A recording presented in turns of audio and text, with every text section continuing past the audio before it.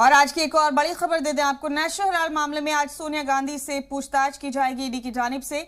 आज सुबह 11 बजे ईडी के दफ्तर पहुंचेंगी सोनिया गांधी। बड़ा अपडेट दे रहे हैं आपको। कांग्रेस कारकुनान इस कार्रवाई की मुखालफत कर रहे हैं और इसकी पूरी तैयारी कांग्रेस कारकुनान कर चुके हैं।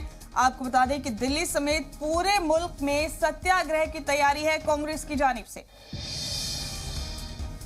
इस वक्त का बड़ा अपडेट, बड़ी खबर आप देख रहे हैं अपनी टीवी स्क्रीन पर। आपको बता दें कि कांग्रेस की जानिब से पूरी तैयारी है सोनिया गांधी के ईडी दफ्तर बुलाए जाने के खिलाफ।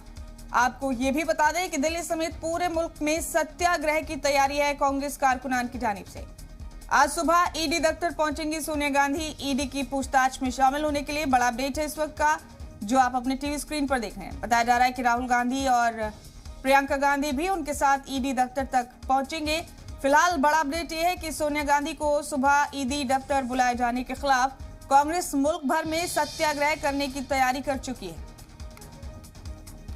इसके चलते सिक्योरिटी के बेहद पुख्ता इंतजाम किए गए हैं। बड़ा अपडेट है जो इस वक्त आपको दे रहे हैं।